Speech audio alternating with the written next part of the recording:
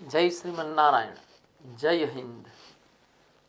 श्रीमद् भगवद गीता के प्रथम अध्याय, जिसे अर्जुन विषाद योग कहा गया है, उस अध्याय में हम देख सकते हैं कि अर्जुन मोह से ग्रसित होकर, मोह के अधीन होकर युद्ध न लड़ने का विचार प्रस्तुत करता है।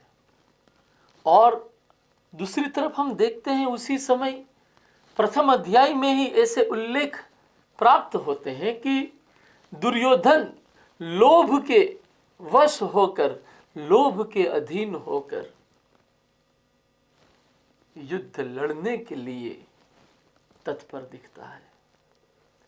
अर्जुन युद्ध नहीं करना चाहते क्योंकि वो परिवार के मोह से प्रभावित हो चुके हैं। दुर्योधन युद्ध करना चाहता है क्योंकि वो अपने लोभ के अधीन होकर अधिकतम राज्य, सत्ता, सुख और यश की प्राप्ति करना चाहता है। एक दृष्टि से देखा जाए तो अर्जुन की मोह के प्रति अधीनता और दुर्योधन की लोभ के प्रति अधीनता, अहंकार के प्रति अधीनता कहीं न कहीं यह दिखलाती है, दोनों की अधीनता है, दोनों की अधीनता यह दिखलाती है कि अर्जुन भी अपने अंतः शत्रु से प्रभावित है तथा दुर्योधन भी अपने अंतः शत्रु से प्रभावित है। भाई, किसे कहते हैं अंतः शत्रु? हमारे व्यक्तित्व के भीतर, हमारे भीतर ऐसे तत्व जो हमारे नियंत्रण में ना हो तो हमारे ही अहित के लिए कार्य करेंगे, ऐसे तत्वों को, ऐसे गुणों को हम अंतः शत्रु कहते हैं।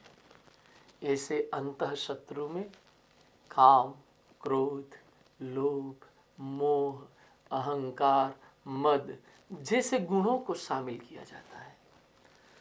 हम कह सकते हैं कि अर्जुन और दुर्योधन दोनों ही अपने अंतः शत्रु के अधीन है, स्वतंत्र नहीं है, दास है। अब एक मोह का दास है, दूसरा लोभ का दास है। एक लोभ के तहत यह कहता है कि मैं युद्ध लड़ूंगा, दूसरा मोह के अधीन होकर कहता है मैं युद्ध नहीं लड़ना चाहता। दोनों की यह समता, अर्जुन और दुर्योधन दोनों की यह समता अर्जुन विषाद योग में प्रस्तुत करके गीता हमें समझाना चाहती है कि यदि जब हम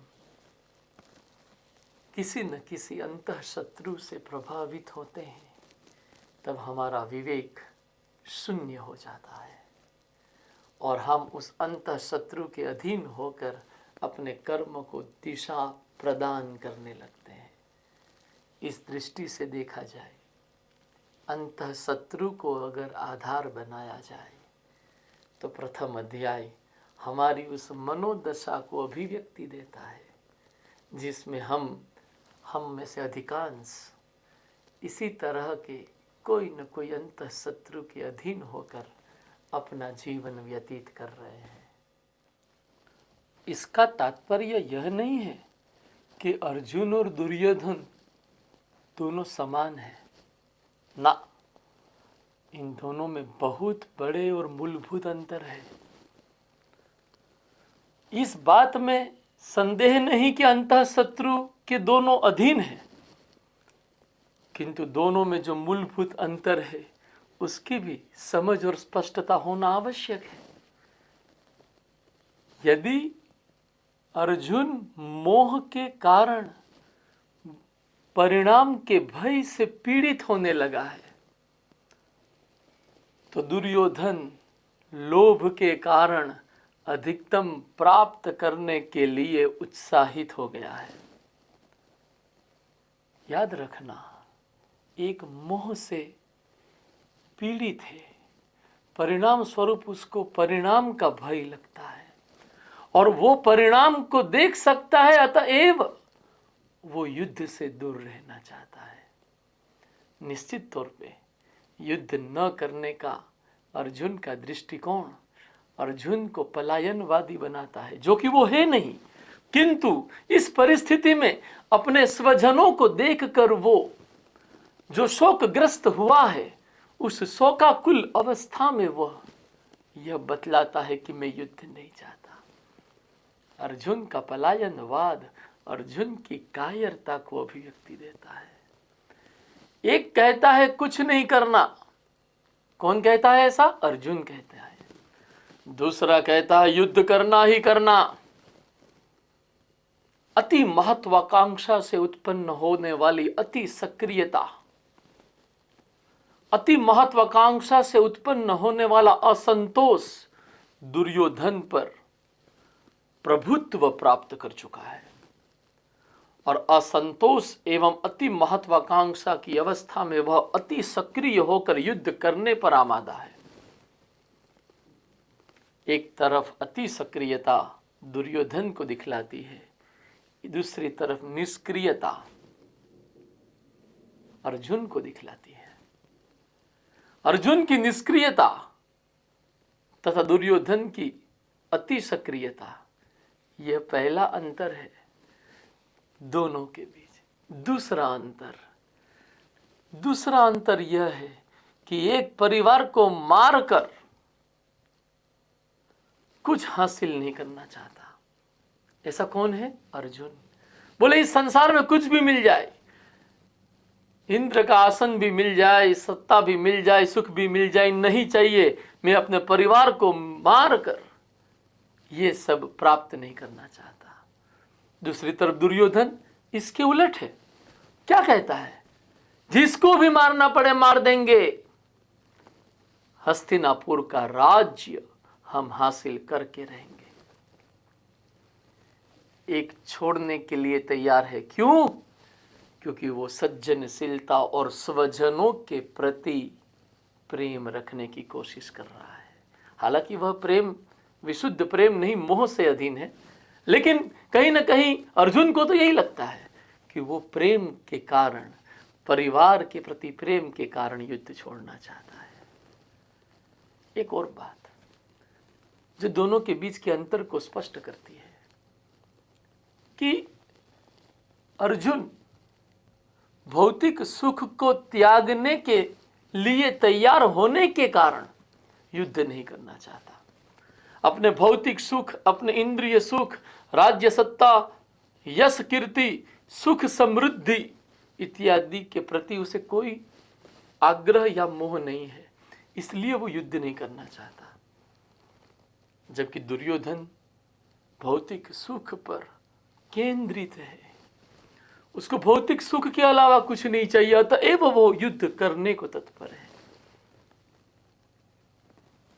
अर्जुन पलायनवाद के कारण युद्ध नहीं करता, दुर्योधन अति सक्रियता के कारण युद्ध के लिए तत्पर। एक भौतिक सुख को नहीं चाहता इसलिए युद्ध नहीं करना चाहता, दूसरा भौतिक सुख के अलावा कुछ नहीं चाहता इसलिए युद्ध करना चाहता है। तीसरा मुद्दा, एक परिवार को मारकर कुछ हासिल नहीं करना चाहता, जबकि दुर्योधन परिवार को या किसी को भी मारना पड़े मारकर वो राज्य हासिल करना चाहता है। ऐसे अंतर हमें दो छोर को दिखलाते हैं। एक अति सक्रियता का छोर दुर्योधन है, एक निष्क्रियता और कायरता का छोर, पलायनवाद का छोर अर्जुन है। गीता इन दोनों छोर की दोनों अवस्थाओं को स्वीकार नहीं करती। गीता जी में भगवान ने जो दृष्टिकोण प्रस्तुत किया है वो इन दोनों अवस्थाओं के मध्य है। क्या हम लोग भी किसी एक छोर पे तो नहीं है? यदि है तो सोचिएगा, संतुलन का स्थान ज़्यादा बेहतर है ये दोनों छोर की तुलना में। अति सक्रियता हमें तनाव, अशांति और असंतोष की ओर ले जाएगी, जबकि निष्क्रियता आलस्य एवं निरर्थकता की ओर हमें खींच ले जाएगी, जहां हमारी कोई सार्थकता बचती ही नहीं। कर्तव्य पालन को हमारी दृष्टि के समक्ष सदैव रखकर एक संतुलित नजरिया हमारे जीवन में रहे, यह ज्यादा उचित नहीं है? सोचिएगा, इस संतुलन की दिशा में आगे बढ़ने पर विचार कीजिएगा। धन्यवाद। जय हिंद, जय श्रीमन नारायण।